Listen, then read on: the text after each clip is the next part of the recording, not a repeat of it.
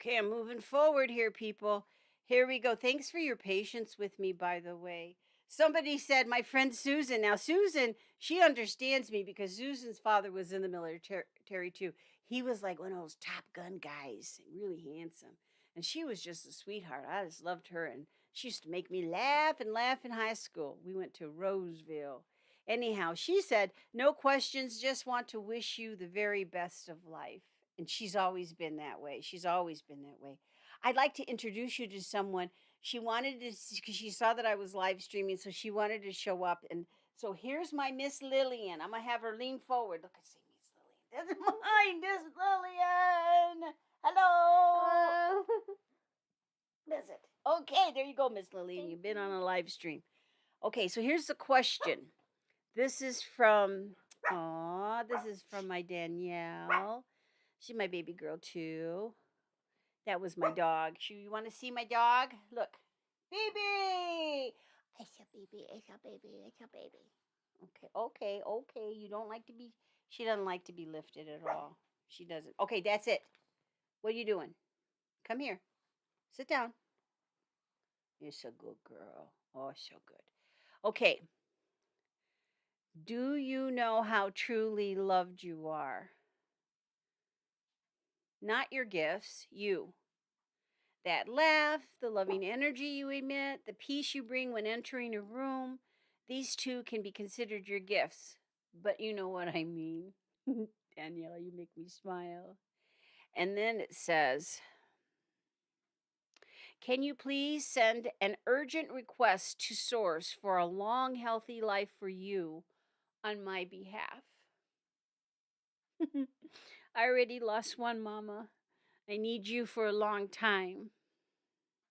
You know what? Like I said, I'm a whack-a-mole goddess. You can knock me down, but I'm coming back up again. So I believe I'm here. I'm visualizing 82, 83, 84, or 88. That would be perfect. As long as I have my full mental capacities and I can still move, I would love it. We'll see how this goes. But I will be doing what I do till the day I take my last breath. And maybe even on the other side, because that's just how I roll. Okay. My beautiful genie says, how do you protect yourself from dense, low frequency energy? I'm going to tell you something. It's a constant. There's not, listen, I am constantly smudging. I am constantly clearing. I am constantly disconnecting cords. And I'm constantly praying. And you know what? That's the thing. Prayer and meditation. That's what works for me. Prayer and meditation. And sometimes I just have to turn off my mind so I fall asleep. And sometimes that helps me a lot. But I've learned there's all types of different techniques that you can use to protect your aura, protect your energy field. Oftentimes, if you see me, I'll have all kinds of different stones or jewelry on, because the property of that amplifies protection, amplifies, kind of like Clearasil. Remember back in high school? That's pretty. They had Stridex and Clearasil. Those were the two that were available if you had the pimple situation happening, unless your parents were able to take you to a dermatologist. And Noxzema. Noxzema was a everyday thing for me. I always had the Noxzema. Wash your face in the morning, wash your face at night. But I'd have to do it. If I didn't do it, if I didn't wash my face with Noxzema, then I'd end up with Zitville, right? So, in order to protect yourself, in order for me to protect myself, you have to be consistent. It's kind of like this. When you have a major bowel movement, okay, you're going to have to wipe. That's it. All right. Unless you got one of those bidets, those fancy bidets, and shoot that right up there. Totally different thing, okay? So it's like you do what's necessary and you hope that it's a good enough job. You hope that it's good enough job. Have I ever been hurt by lower frequency energy? Yes. Yes. Yes. Yes. Yes. Yes. Ask me how they're doing. Okay, our next question is from beautiful Grace. Hi, Grace. Where is your strength coming from? Ooh, that was one of those questions that just went right through me. Like I felt the energy of that question. Where does my strength come from? Where is your strength coming from?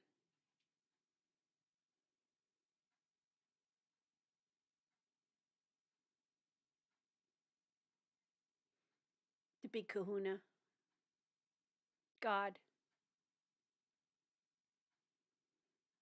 That's where it's coming from. And I'll tell you, there's been a couple of times these last few years where my strength was almost all the way gone. And thank goodness for the wonderful nurse practitioners out there who pay attention to their patients and say, this is not normal. And thank you. Thank you. I don't know if many people know this, but I was recently, not recently, it's been a few years. Recently I have a form of pernicious anemia. I have pernicious anemia, and I'm successfully treated. I'm so grateful for my doctor. I'm so grateful for the nurse practitioners. I knew something wasn't right. I felt like I had a hole in me, like a balloon that should be floating, and I was not. And they were able to help me with that. And I know it's because I just believe not only their education, but I also believe the divine guided me to them so that they could help me to live longer. And so that's where my strength comes from. And I will always say that it's God, even when I crumble, and there's times I crumble, when you're in public, you're going to show your very best face, or you hope that you do, especially if you want people to come back. You want them to see your best face. Hold on just a minute. That there's been times I've crumbled, many times, and the people that are closest to me are the ones that always lift me up. Especially um well, I'm grateful. So that's where my strength comes from. And then Christy, I swear she goes up in hot air balloons. I think that is so cool. When we are at a gallery, how do our loved ones know to come through you? How do they know we are with you? Because you are there. All you have to do is show up. A lot of times, many of them are trying to schedule you to come into, or for us to come together, even before you even know who I am. Did you know that? They will go out of their way if they need to speak and send a message. They will find someone who will get that message through. That message doesn't have to come through a human being. It can come through a book. It can come through the scriptures. It can come through a walk in the woods. It can come through a movie. It can come through a magazine. It can come through a song. It can come through a stranger. But it's because you are there and they know you and they know your heart and they know that you miss them and they know that you want a message and they know that you are not believing. They know this. They know that you're taking a chance, like, oh, I can't tell people. Do you know how many times I've had people come to me and say, I can't, I'm not supposed to do this. I'm Catholic. I've had that happen so many times. It's just, it's,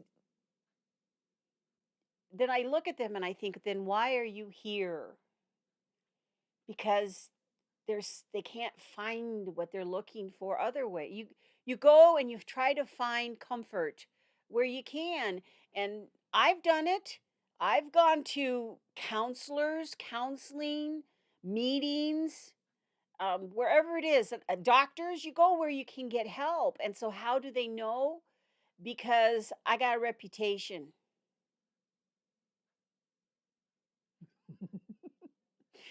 I got a reputation. They know me on the other side. If I told you who knows me on the other side, you probably would think, is that real? And I would ask the same question. Believe me, I asked that many, many times over the years.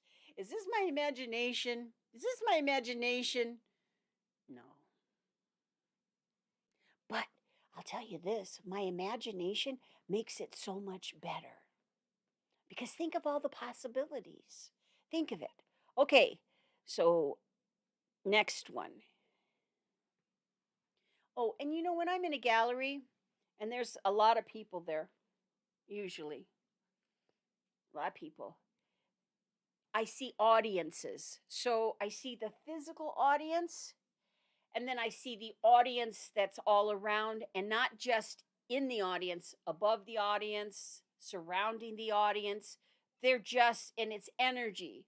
And sometimes the best way to get through to me is by playing Pictionary and charades. That's what I do. So they'll send me an image, and I'll focus, and then I'll start saying, I see this, and I'll start saying it out loud. And it's fun because I know who it's supposed to go to, because I'll see these, almost, it reminds me of lights. Like, we're almost like the other side is raising their hand. Like, it's me, Kia, me, pick me up. It's me. Something like that. Sometimes I don't hear them clearly. Sometimes it's like very whispery, like this. They talk like this. So that's why you'll see me go like, what are you saying? And I'll get bits and pieces of it. And it's kind of like, okay, it's like being someone who does code and wants to figure out what the code is.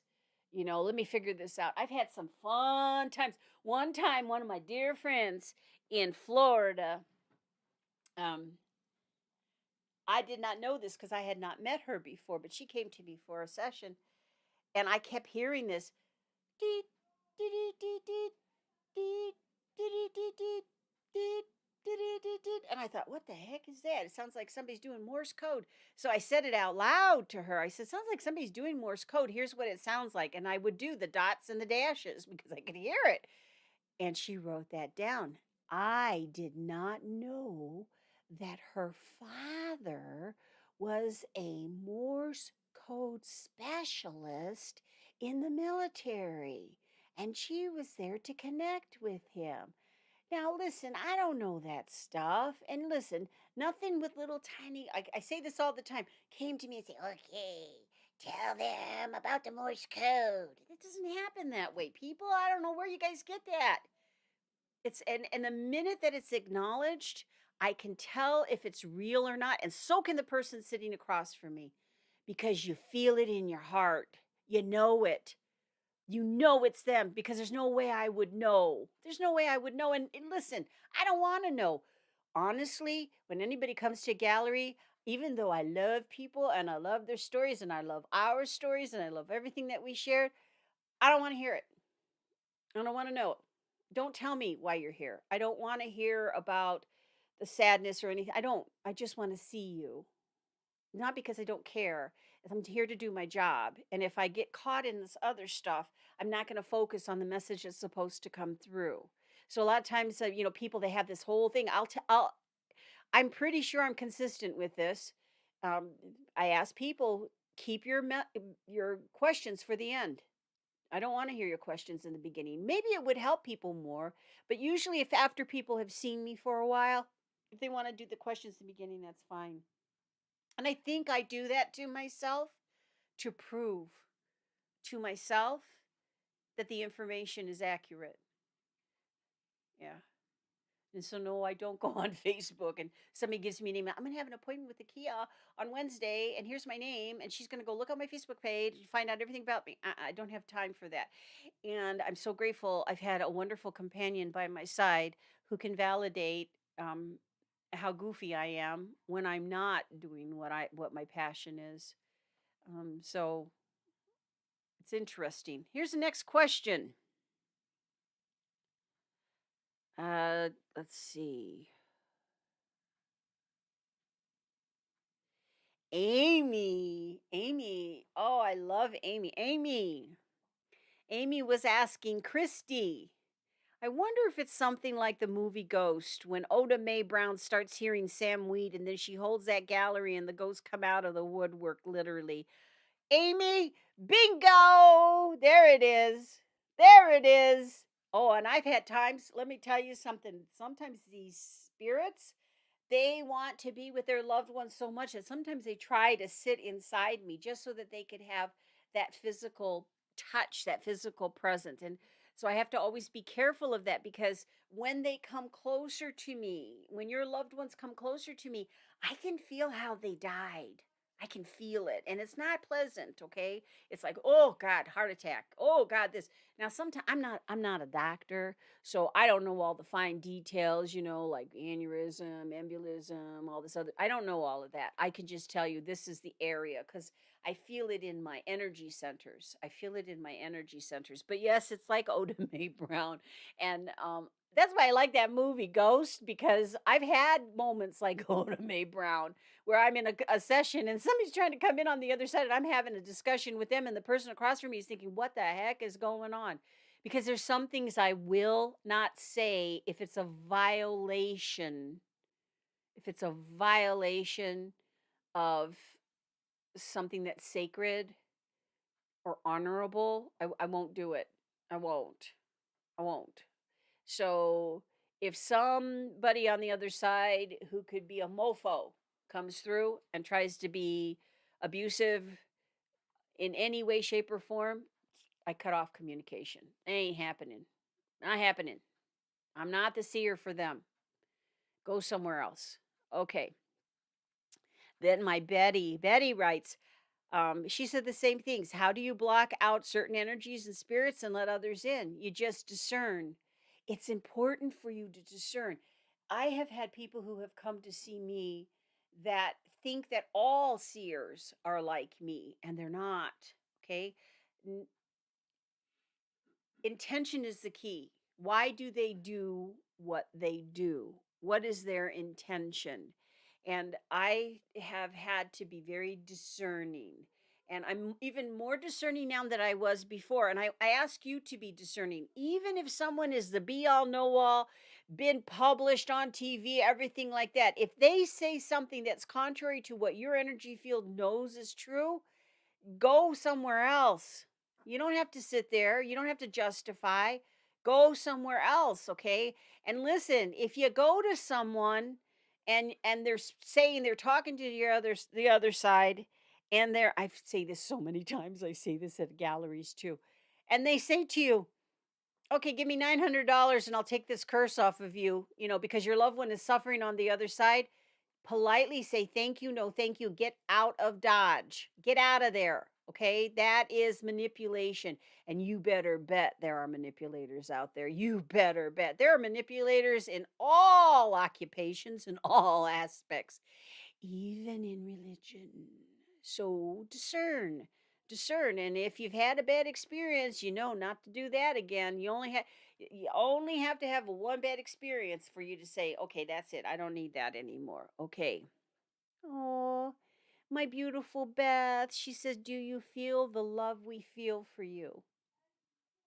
Beth sent me a package recently, and I could feel her heart in the package. It was so beautiful what she was feeling. But there was also attached to the package some sadness, some real sadness. And yes, baby girl, I do feel it. I do feel it. And we go way back. Okay, we got my Jackie. Jackie, I just enjoy you so much. Jackie and we're here in the Chicagoland area, so we live here. We live here, and we know that it's getting so rough. It's rougher than it's ever been. But she says, "Did your children and grandchildren inherit your gift?" Yes, in different ways. And it's scary because some of them don't want. It's not. Believe me, my children have asked me many times, "Who are you, Mom? Who are we?" We're created by God, and this is how God created us, and I'm grateful for that. But yeah, all my children. I don't know about all my grandchildren. I know that three for sure that I know, and then I don't know about my little one, my little grandson. He's cute though. He a cute guy, but I don't know because I haven't spent enough time with him. But the other three, yes, absolutely, absolutely. And I hope they use it. I hope they utilize it so for the good in their life. When you have a talent or ability, use it for the good. You got a choice. There's all kinds of opportunities. I would tell them use it for the good. Use it to help you, to help your fellow man, and to help God. If it's a talent's ability, use it, because we're all we got in this world. We're all we got. Okay. So my friend Kissy says these are great questions. Yeah, Kissy, I'll tell you. I hope I answer them in a way that helps on some levels. And again, here's Miss Amy. What is the biggest satisfaction of your life and what is the biggest regret of your life so far? Oh, you had to open up that. Ooh, ooh. My biggest satisfaction of my life.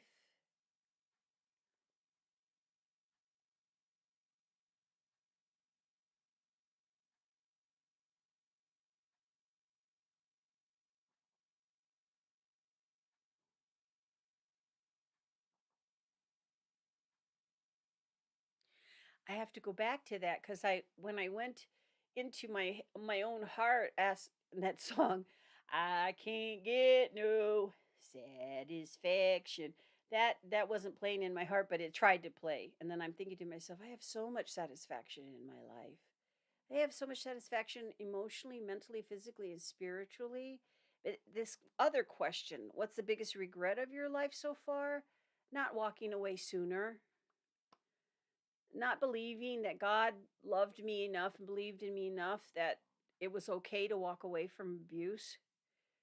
Um, that's one of my regrets. Not spending more time with my beautiful children, not being able to take them on vacations, family vacations. Um,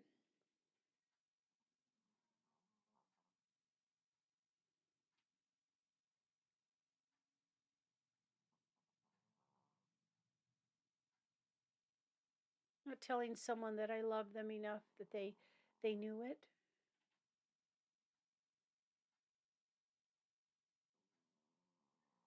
Not believing in myself. That I would regret that. I believe in myself now. That's one thing that I learned in counseling for myself. And I believe in counseling. I just believe that there's so many wonderful resources and people that can help us and give us strategy that will help lend us the strength. Um, but I would say that the BB must know there's somebody by the door. Did you hear her bark? No, no, BB. It's okay, BB. It's okay. It's okay, BB. Okay. She's so cute. Okay, the biggest regret in my life so far. I did that one. Ooh, my Tawanda, my sister Tawanda asked a question. What's your favorite ghost story? You know what? I'm going to tell you one, and I'm going to do it after I answer the door so BB will stop barking. So we're going to turn this off, and I will talk to you again soon, probably tomorrow. Stay tuned to this bat station. Goddess Akia over and out. Mwah.